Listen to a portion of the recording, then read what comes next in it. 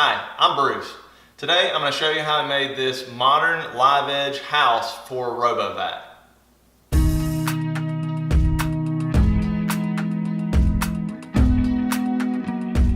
This all started in my dad's barn, digging for some wood. I found a piece of spalted oak that Hurricane Katrina blew over and that he had milled up. There was a large knot that had split and had some voids in it, so I filled it with epoxy. I had never tinted epoxy with any kind of pigment up to this point, so I wanted to give that a try. I added some blue and green to come up with the turquoise color that I liked.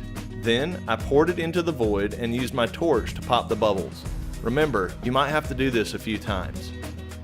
There was a large bump in the top of the slab from the way it was milled, so I broke out my hand plane and brought that down closer to level with the rest of the board. Then, I created a makeshift flattening jig for my planer. I just shimmed the piece on some melamine and used hot glue to secure it. Then, I ran it through the planer to get one flat side. After that, I removed it from the jig and flattened the other side before moving on to the jointer to get one flat edge. I cut all of my pieces on the miter saw since I wanted a continuous grain flowing across the entire piece. To get that, I had to cut all the angles as I went. I wanted the legs to splay at about 15 degrees, so there is a little math involved. If you want to see more about the angles I used, I'll link a couple of Chris Salomone's videos where he explained this very well.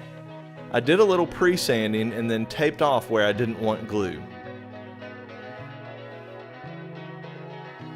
I used tape on the back side like a hinge, and then I actually just used tape to clamp everything. This went surprisingly well.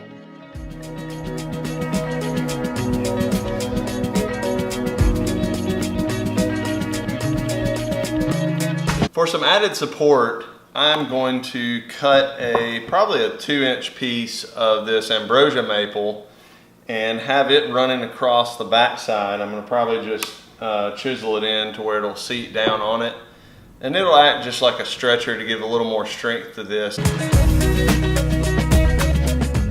I marked out where I wanted the stretcher to be cut in with a marking knife. Then I used a router to remove most of the material before cleaning it up with a chisel.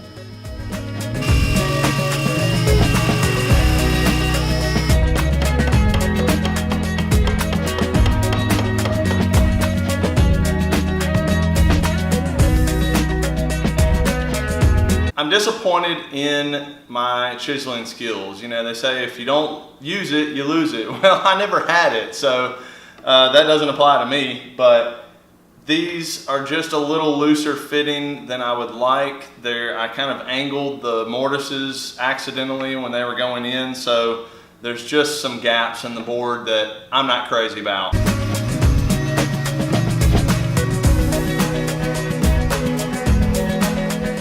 I used a little epoxy to fill in those gaps and then moved on to cutting some splines. This was pretty difficult, but I just took my time and clamped everything very well.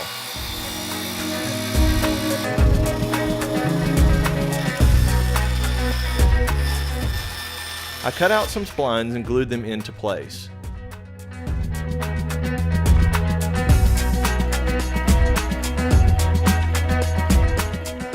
There were slight gaps, so I made up some homemade wood filler with sawdust and glue.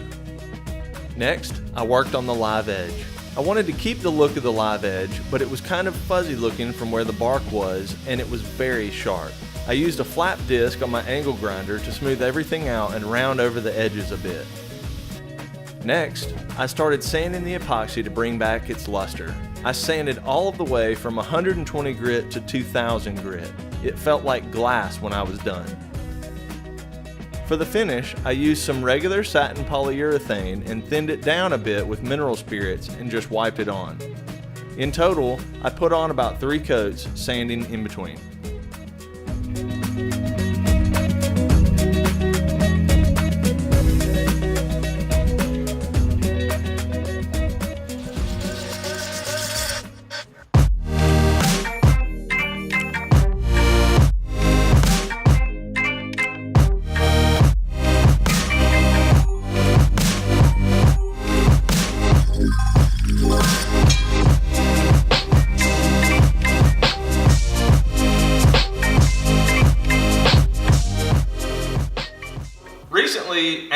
Restoration sent me this Eufy robovac that they have to test it out, see what I thought, and I thought to make it a little more part of the room, I would build a modern looking house for the charging dock where it rests.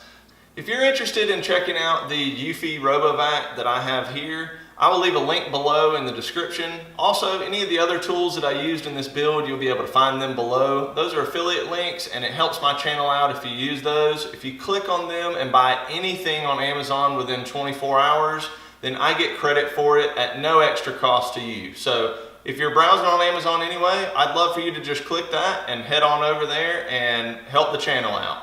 So far, I've been liking it. It's doing a great job. I didn't realize quite how dirty our house was until I started using it, and pretty much every time it runs, the little dustbin is full of stuff, even when we think our house is vacuumed and swept. So I guess it's a nice surprise that it's picking it up so well, but maybe kind of disconcerting that it's dirty. Thank you for watching. I really appreciate it. If you're not already subscribed, click here so you can get subscribed to the channel. Also, I'll put a video here and a video here so you can check those out. I really appreciate it. I'll see you next time.